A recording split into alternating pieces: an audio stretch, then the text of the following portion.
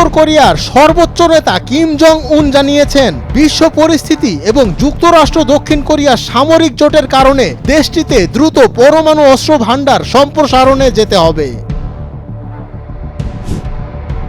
Mississippi অঙ্গরাজ্য প্রায় 200 national guard সদস্যকে যুক্তরাষ্ট্রের রাজধানী ওয়াশিংটনে পাঠাবে। তারা সেখানে অন্যান্য অঙ্গরাজ্য থেকে পাঠানো শত শত সেনার সঙ্গে যোগ দিয়ে ছিন্নমূলদের সরানোর অভিযান শুরু করবেন। যুক্তরাষ্ট্র 6000-এর বেশি বিদেশি শিক্ষার্থীদের ভিসা বাতিল করেছে। যুক্তরাষ্ট্রের আইন ভঙ্গ সহ বিভিন্ন কারণে এসব ভিসা বাতিল করা হয়েছে বলে জানিয়েছে মার্কিন স্টেট ডিপার্টমেন্ট। রাশিয়ান অপরিশোধিত তেলের বড় ক্রেতা ভারত। এ ক্রয়ের মাধ্যমে ইউক্রেনে মস্কোর যুদ্ধের অর্থায়ন করছে নয়াদিল্লি।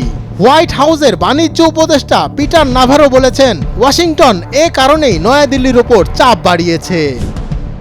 ক্যানবেরার ফিলিস্তিনি রাষ্ট্রকে স্বীকৃতি দেওয়ার সিদ্ধান্ত এবং ইসরায়েলি একজন আইন প্রণেতার ভিসা বাতিলের পর অস্ট্রেলিয়ার কয়েকজন কূটনীতিবিদদের ভিসা বাতিল করেছে ইসরায়েল।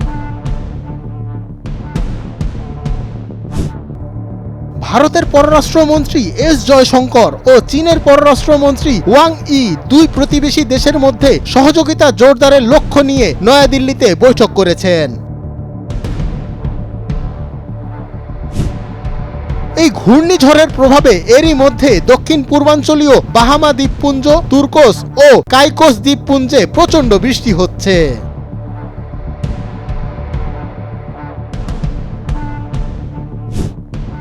প্রথম ধাপে রিয়াদ, কাসিম, হাইল, মক্কা, আল বাহা ও আসির অঞ্চলে এই কার্যক্রম শুরু হয়েছে। এর লক্ষ্য হল বৃষ্টিপাত বৃদ্ধি, মরুকরণ রোধ, খরা মোকাবিলা এবং প্রাকৃতিক পরিবেশ পুনর্গঠন। আগামী অক্টোবর মাসে মালয়েশিয়ায় অনুষ্ঠিতব্য আসিয়ান মার্কিন শীর্ষ সম্মেলনে যোগ দিচ্ছেন ট্রাম্প। এ সম্মেলনকে গাজায় চলমান ইসরায়েলি নৃশংসতা বন্ধে আন্তর্জাতিক চাপ সৃষ্টির জন্য এক বিরল কূটনৈতিক সুযোগ হিসাবে দেখছে মালয়েশিয়া। টানা প্রায় 2 বছরের গণহত্যামূলক অভিযানে ফিলিস্তিনে অবরুদ্ধ গাজায় ইসরায়েলি হামলা ও অবরোধের জেরে সৃষ্ট ক্ষুধা ও অনাহারের কারণে 62,000-এর বেশি ফিলিস্তিনি নিহত হয়েছেন।